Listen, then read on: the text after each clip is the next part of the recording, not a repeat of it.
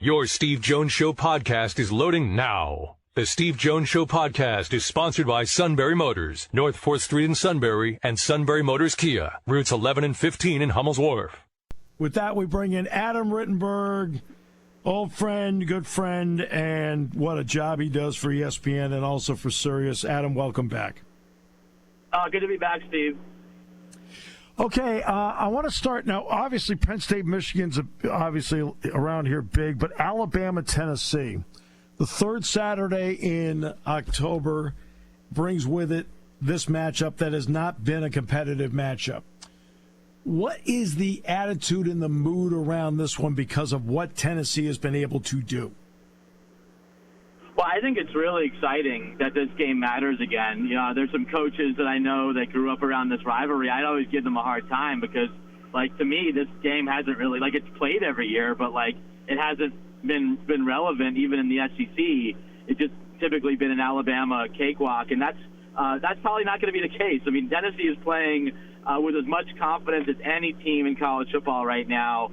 Their quarterback, Hendon Hooker, who is essentially cast off by Virginia Tech, it's just a great example of the transfer portal. He found a place and a system and a coach to bring out his best, and that's what you're seeing now for the second straight year. And so, Tennessee's offense, whether they're fully healthy or not, can challenge any defense in the country.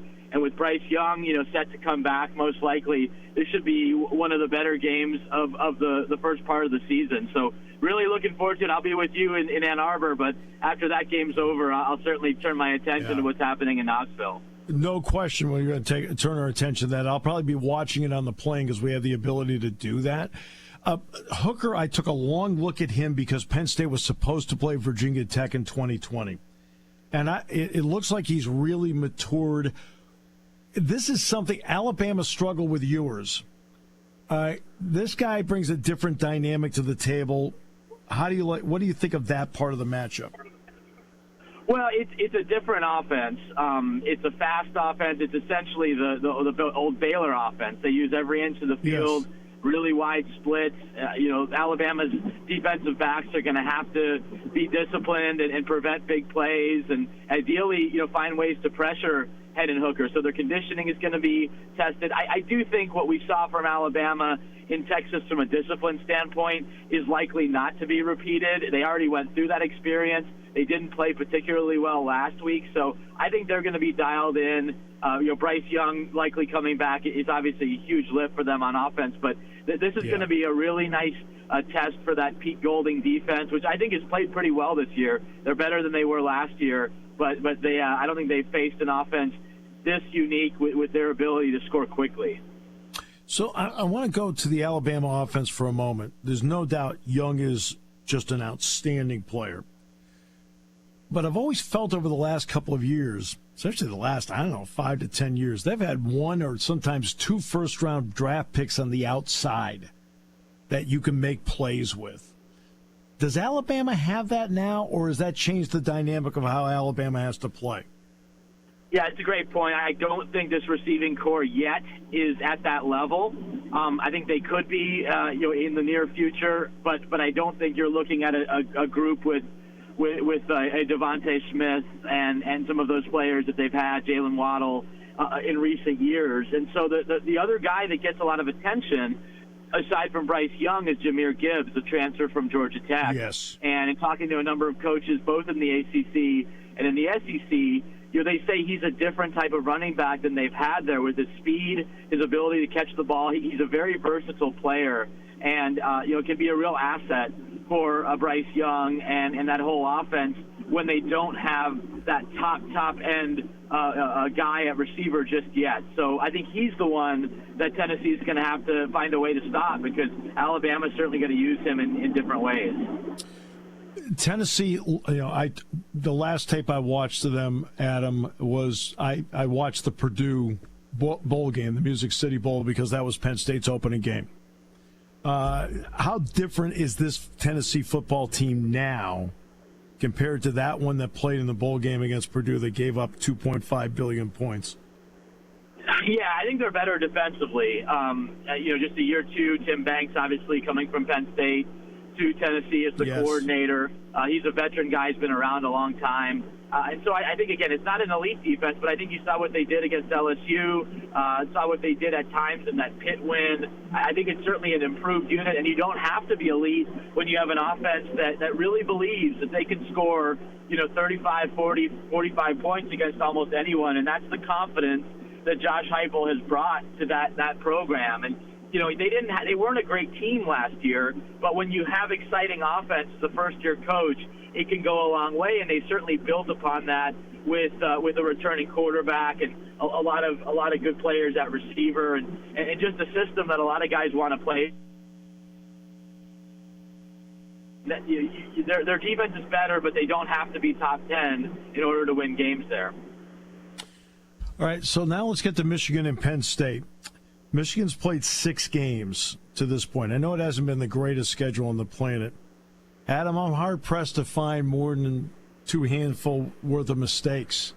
It seems like they're pretty precise. What do you think? Yeah, they have been. I think a couple of things that have allowed them to do that, Steve, is that the running game has been excellent with Blake Corum becoming the lead back and not just being a speed guy. He was the lightning to Hassan Haskins' thunder, and this year Blake Corum's been kind of everything. They're sprinkling in Donovan Edwards now that he's back from injury, but they can still be a run-based, power-based offense, and they have a quarterback in J.J. McCarthy who has been really accurate in the short passing game. They haven't asked him to do a lot. Now, I have a big piece coming out tomorrow on ESPN Plus about J.J., talk to coaches who have faced him, and they're all impressed with his talent. But they also say, listen, if you can pressure him, he's not as good like most young quarterbacks. And Penn State and Manny Diaz are going to bring a lot of pressure. They're one of the top teams in the country in terms of pressuring quarterbacks, even though they don't blitz that much. So that's a storyline. And then also, he hasn't thrown the deep ball particularly well. He's missed some open guys on deep passes. He wants to do more. JJ said this week that they have not reached their potential as an offense. I talked to his quarterback trainer. He said this guy can do way more than they're letting him do yet, but he's got to give them the confidence that he can hit that deep ball, he can handle the pressure. One thing he does really well that Penn State's going to have to be aware of, he's terrific on the run making throws. His accuracy, his QBR are all off the charts when he's on the run. So I think the big thing for Penn State is to keep him in the pocket and put him under duress. And the other element, too, is that if he wants to pull the ball down, J.J. can run. That's something that Cade McNamara really was not proficient at. No, he wasn't. And that's a big change. Overall, they just can do a lot more. They can do different option things. They ran an RPO bubble play against Iowa that really Michigan had not done before. But with Cade McNamara out, they have been, again, conservative with how much they want J.J. to run. They don't want him taking a lot of hits, obviously don't want him injured. And so I think that they will not run as much as he wants to run. They may not take as many chances as he wants to take chances. But as James Franklin brought up at his news conference, they're also always in the lead. So they don't have to do much. And so that's why the start of the game is so important for Penn State, to take a lead, to put pressure on Michigan, and then we'll see if the young quarterback can kind of respond. Yeah, in fact, I'll give everybody what the number is because obviously I've prepared to broadcast the game. Michigan has scored on its opening drive in 5 of the first 6 games of the season. Michigan has also scored on their opening drive of the second half 4 of 6 times this season. So when you're talking script or a halftime adjustment, they come out ready to go, which means you have to be ready to go. Yeah, no doubt. And I think the pairing of Matt Weiss, who was the quarterback coach last year, and a guy that Jim Harbaugh would have taken to the Vikings if he got that job, and then Sharon Moore, who's done a terrific job with the offensive line. I think that play-calling combination has worked. Jim is obviously very involved as well. And found ways, the Iowa opening drive to be that methodical against a really good defense and score a touchdown there. That's huge, especially if they're, one of those possessions, they're getting the ball. And if they're scoring on both of those possessions on a regular basis, it's going to be really tough to get the lead, really tough to beat them. You've certainly seen this, Steve.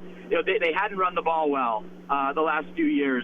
They're running the ball much, much better now. And so these are two teams that ideally want to run the ball, that want to control the line of scrimmage, So which one is going to give in that sense? And the one that struggles is going to need its quarterback to do more, whether it's Sean, whether it's JJ. The guy who's kind of in that position is going to have to deliver for his team to win. Which then brings me to what your overall impression has been of Penn State through their 5 games to open the season. Well, I think, I think we're trying to figure out, is this a similar Penn State team to last year, or is it a much better one? I sense that it's better. I don't know how much better. I think the run game and the emergence of the young running backs has been really encouraging. Offensive line has been better, and that's great to see. But, Sean Clifford's numbers are sort of Sean Clifford's numbers. And so can he take another step in his game? I know that he cares a lot about legacy, and he believes this can be an elite offense. I haven't seen that, yet, but there's still a big opportunity to kind of show people just how good they can be on Saturday. And then defensively, there's a lot of talent on that defense. I think Manny has done what he's always done, which is to be aggressive. I think those players have responded to him in a positive way, and I don't have as many concerns on defense as I do. Can this offense be elite? Can this offense win big games like this one? We're going to find out, because this is a Michigan defense, Steve, that I don't think has taken as big a step back as I thought they would, losing the personnel they did from last year's Big Ten championship team. Now, a big reason for that, I think in part, is A, they're talented, but B, they've also had an offense that's allowed them to play with the lead. I think that's been a big factor for them in how they've been able to play games, because they've been setting the agenda. Sure, for sure. And again, they have not changed a lot schematically, even though they have a new coordinator. I think there's some different strengths on their defense. Their interior line, for example, is more of a strength this year, whereas last year they had those 2 great pass rushers in Aiden Hutchinson, David Ojabo. I think defense in the secondary, DJ Turner is certainly somebody who's on Penn State's radar. I think the linebacker group is still one that can be exploited at times, and it's like we're saying the same thing here, that Penn State's got to jump ahead. They have to win that first quarter, win that opening stanza, so that Michigan can't get comfortable, especially if Michigan is running the ball like they want to run the ball and like they really have run the ball for the most part, with Corum primarily, and also Donovan Edwards. Donovan Edwards is a home run threat, and so you have to try to keep him in front of you and prevent those explosive plays in the run game. And not only is he a home run threat, he's a home run threat as a receiver too. And that brings up Ronnie Bell. They didn't have him at all last year. What has he meant to what Michigan do? Yeah, he's just a tremendous overall player, experienced player. Thankfully, he doesn't seem to be showing effects of that knee injury that essentially wiped out his whole season. And the blessing in disguise for Michigan last year is that they were able to develop other receivers. Michigan's receiving core is probably second or third in the Big Ten, behind Ohio State, obviously, and Maryland. You could make an argument that they're number 2, but I really like that group overall. Unfortunately, Eric All, their top tight end, has been out, and it could be out for a while. But Schoonmaker has really emerged as a guy that J.J. McCarthy has looked for as well. But Ronnie Bell has played a ton, knows how to make big-time catches, and is sort of a leader of a really talented overall core. Adam, an absolute pleasure. I look forward to seeing you on Saturday over in Ann Arbor. Yeah, likewise, Steve. Travel safe. Thanks for having me on.